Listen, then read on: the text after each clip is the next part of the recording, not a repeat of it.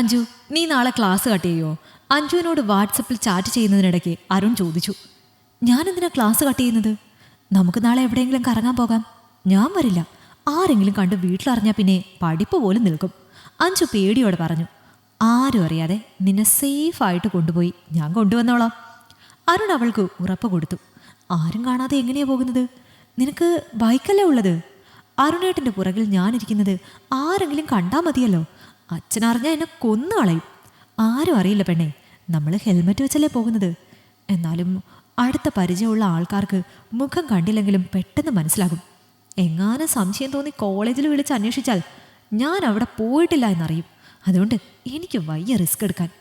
എങ്കിൽ പിന്നെ ഞാൻ ഫ്രണ്ടിൻ്റെ കാറും എടുത്ത് വരാം. കാറിലാണെങ്കിൽ നീ വരുമോ? അരുണിൻ്റെ മെസ്സേജ് കണ്ടതും അവൾ ഒരു നിമിഷം ആലോചിച്ചു. ക്ലാസ് കട്ട് ചെയ്യുന്ന കാര്യം ആലോചിക്കുമ്പോൾ എനിക്ക് പേടിയുണ്ടായിരുന്നേട്ടാ.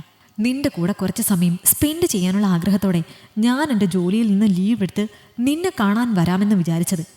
എനിക്ക് നിന്നോടുള്ള സ്നേഹത്തിൻ്റെ പകുതി പോലും നിനക്ക് എന്നോടില്ലല്ലോ പെണ്ണേ. അങ്ങനെയൊന്നും പറയലേ അരുണേട്ടാ. അരുണേട്ടനെ എനിക്ക് ജീവനാണ്. അവൾ കരയുന്ന 2 ഇമോജി കൂടി ആ മെസ്സേജിനോടൊപ്പം അയച്ചു. എന്നോട് സ്നേഹമുണ്ടെങ്കിൽ നീ നാളെ ക്ലാസ് കട്ട് ചെയ്ത് എൻ്റെ കൂടെ വരണം. ഞാൻ കാറെടുത്ത് കോളേജ് കഴിഞ്ഞുള്ള ആ അടുത്ത ബസ് സ്റ്റോപ്പിൽ വന്ന് നിൽക്കാം. അവൾ ആദ്യമൊക്കെ വരുന്നില്ല എന്ന് പറഞ്ഞൊഴിഞ്ഞെങ്കിലും അരുണിൻ്റെ നിർബന്ധം സഹിക്കവയ്യാതെ അഞ്ജു ഒടുവിൽ സമ്മതം മൂളി. നമ്മൾ എവിടേക്കാ നാളെ പോകുന്നത്? അഞ്ജു ചോദിച്ചു. നമുക്ക് നാളെ പൊന്മുടിക്ക് പോകാം. നിന്റെ കോളേജ് കഴിയുന്ന സമയത്ത് തന്നെ നമുക്ക് തിരിച്ചെത്താം. കോളേജിൽ നിന്നും നമുക്ക് പോകാൻ ഏറ്റവും അടുത്ത് അവിടെയാണ്. ഓക്കെ അരുണേട്ടാ, രാവിലെ ഞാൻ വീട്ടിൽ നിന്ന് ഇറങ്ങുമ്പോൾ വിളിക്കാം. Love you Anju. Love you too അരുണേട്ടാ. Good night dear. ഉമ്മ. ഫോൺ ഓഫ് ചെയ്ത് അഞ്ജുവും കിടന്നു. പിറ്റേ ദിവസം ക്ലാസ് കട്ട് ചെയ്ത് അരുണിനോടൊപ്പം കറങ്ങാൻ പോകുന്നത് ആലോചിച്ചപ്പോൾ തന്നെ അവളുടെ ഹൃദയം കിടുകിടുത്തു. അച്ഛനെയും അമ്മയെയും അനിയനെയും ചതിച്ച് ചെയ്യാൻ പോകുന്നത് തെറ്റാണെന്ന് അറിയാമായിരുന്നുവെങ്കിലും അരുണിൻ്റെ സ്നേഹത്തിനു മുന്നിൽ മറ്റുള്ളവരുടെ സ്നേഹം അവൾ മറന്നുപോയി. പേടിയുണ്ടെങ്കിലും അവൻ്റെ ഒപ്പം കറങ്ങാൻ പോകാൻ അവളും ഒത്തിരി ആഗ്രഹിച്ചിരുന്നു. ഡിഗ്രി 2ാം വർഷ വിദ്യാർത്ഥിനിയാണ് അഞ്ജു. തരക്കേടില്ലാതെ പഠിക്കുകയും ചെയ്യും.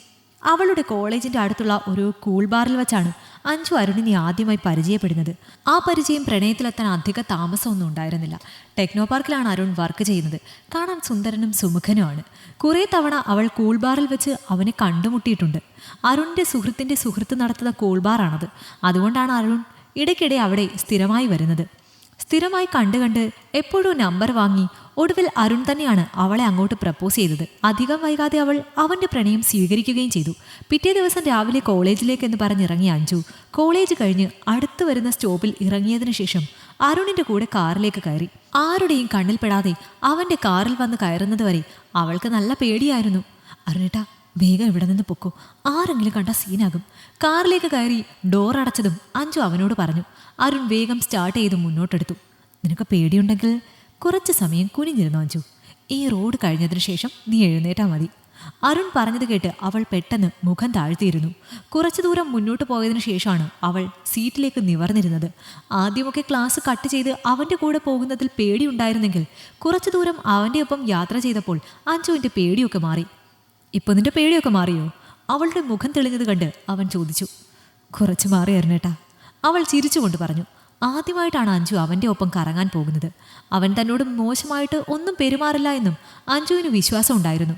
കാരണം അവർ തമ്മിൽ പ്രണയിക്കാൻ തുടങ്ങിയിട്ട് 3 മാസം കഴിഞ്ഞിരുന്നു.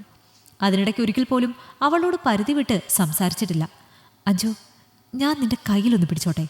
അവൻ തന്നോട് അനുവാദം ചോദിക്കുന്നത് കേട്ടപ്പോൾ അവൾക്ക് അവനിലുള്ള വിശ്വാസം വർദ്ധിച്ചു. അവൾ ഒന്നും മിണ്ടാതെ അവൻ്റെ കൈകളിലേക്ക് അഞ്ജു തൻ്റെ കൈകൾ അമർത്തി. ഒരു നിമിഷം പ്രണയത്തോടെ ഇരുവരും കണ്ണിൽ നോക്കി. അപ്പോഴേക്കും അവരുടെ കാർ പൊന്മുടിക്ക് പോകുന്ന റോഡിലേക്ക് തിരിഞ്ഞിരുന്നു. വഴിയിൽ ആൾസഞ്ചാരം കുറഞ്ഞു വന്നപ്പോൾ അരുൺ പെട്ടെന്ന് കാർ സൈഡാക്കി നിർത്തി. എന്താ അരുണേട്ടാ ഇവിടെ നിർത്തിയത്? അവൾ അവൻ്റെ മുഖത്തേക്ക് നോക്കി അത് ചോദിച്ചതും അരുൺ പെട്ടെന്ന് തന്നെ പോക്കറ്റിൽ നിന്നും ഒരു കർച്ചീഫ് അവളുടെ മൂക്കിലേക്ക് പൊത്തി.